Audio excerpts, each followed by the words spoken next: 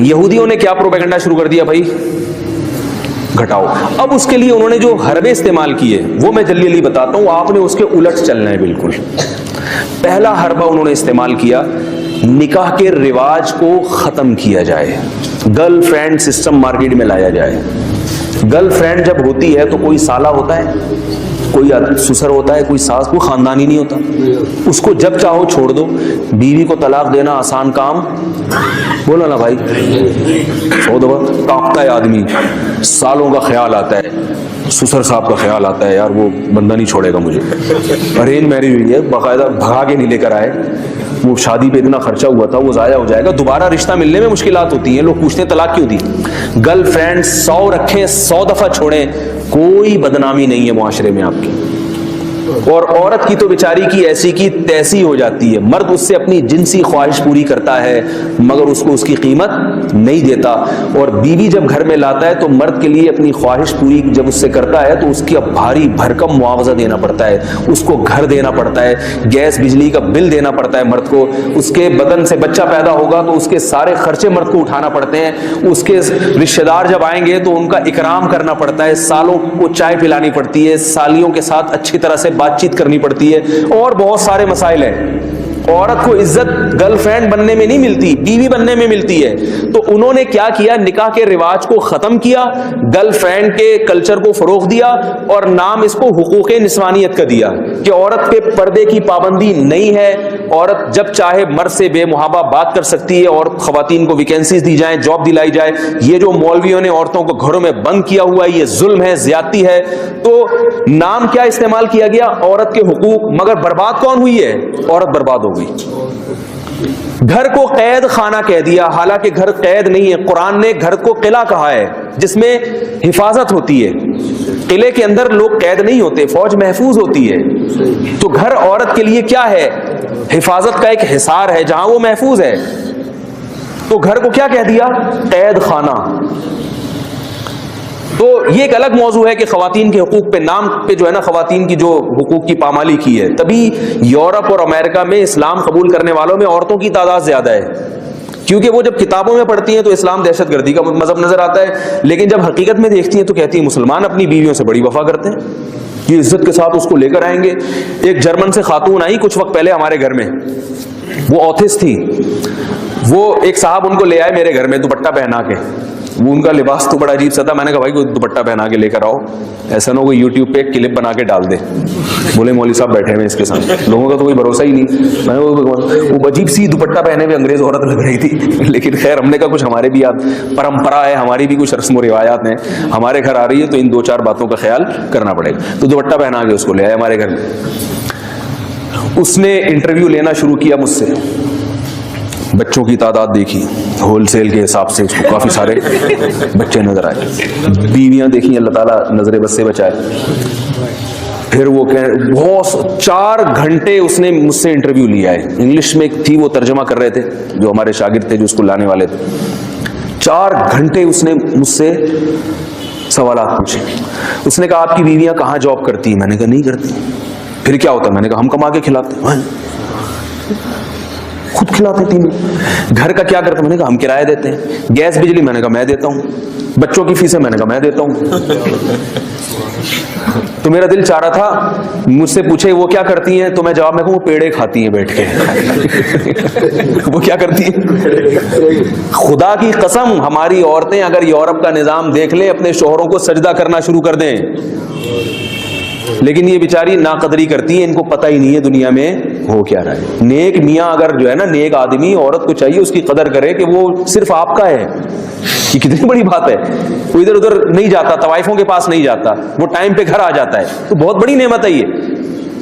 تو وہاں کی خواتین, اچھا پھر وہ خاتون اگلے دن دوبارہ آ گئیں. پھر اتنا لمبا انٹرویو, ان کو بڑا مزہ آ رہا تھا نا, وہ بڑا عجیب سا انہوں نے, کیونکہ وہاں تو تصور نہیں ہے اس کا, تو بڑا حیران ہو رہی تھی کہ کیسا نظام ہے, کیا ہے. اور یہ تو وہ خود نہیں جانا چاہ رہی تھی. پھر وہ ہمارے شاگرد کو دیر ہو رہی تھی, وہ اس کو لے کر گیا کہ ان کی صبح فلائٹ بھی ہے, انہوں نے واپس جانا ہے. تو ان کا جو سیٹ اپ ہے نا وہ بالکل اس کے کیا ہے, اپوزٹ ہے. تو یہودیوں نے پہلا کام کیا سب سے پہلا کام یہودیوں نے یہ کیا کہ نکاح کے رواج کو بولو بھائی ختم کیا جائے. گرل فرینڈ سسٹر, لڑکیاں ہوں, دوستیاں ہوں آپ کی, اور ان کو پتا تھا کہ یہ کام میڈیا کے ذریعے ہو سکتا ہے, لہذا میڈیا پہ فحاشی اور یعنی کو پھیلایا گیا, اور ڈرامے ایسے دکھائے جاتے ہیں کہ بیوی کسی اور کی ہے, چکر کسی اور کے ساتھ چل رہا ہے, یعنی جو شادیاں ہو بھی رہی ہیں وہ بھی ناکام ہو جائیں. اگرچہ وہ نیگیٹو میں, لوگ کہتے ہیں کہ نیگیٹو میں دکھاتے ہیں, مگر دکھا تو دیا نا آپ نے.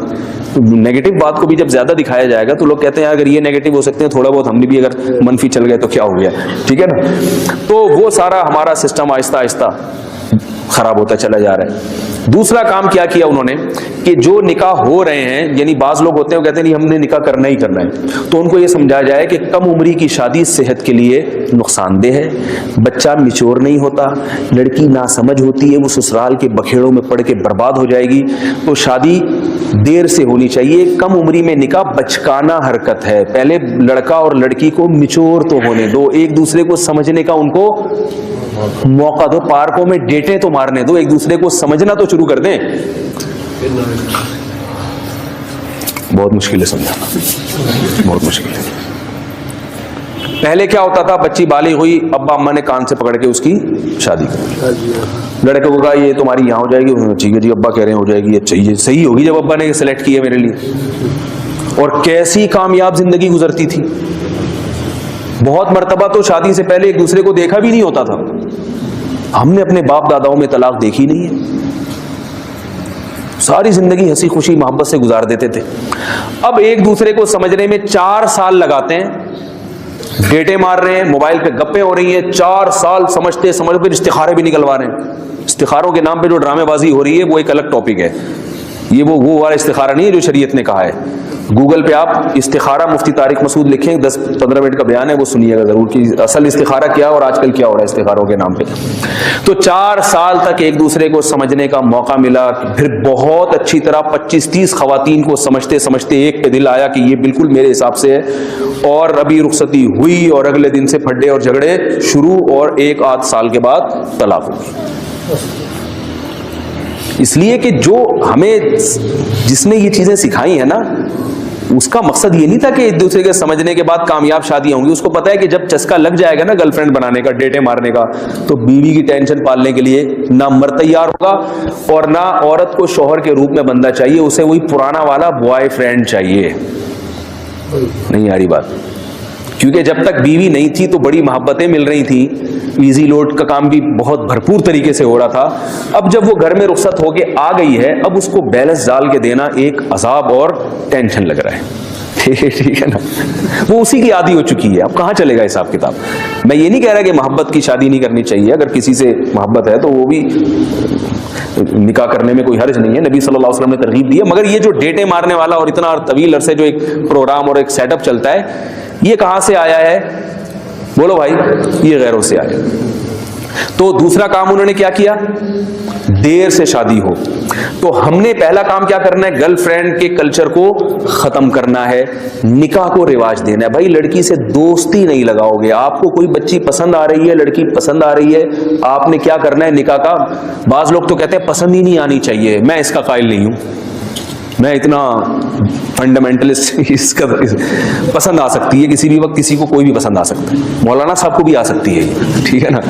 اس پہ کوئی گورنمنٹ کی طرف سے بھی پابندی نہیں ہے, اللہ کی طرف سے بھی نہیں ہے. لن تر للمتحابین مثل النکاح, حدیث میں آتا ہے 2 محبت کرنے والوں میں نکاح سے بہتر کوئی چیز نہیں. آپ صلی اللہ علیہ وسلم کے دور میں ایک کیس آیا, حضرت مغیرہ ابن شعبہ رضی اللہ تعالی عنہ نے, بڑے مالدار صحابی تھے, کسی لڑکی کو نکاح کا پیغام بھیجا.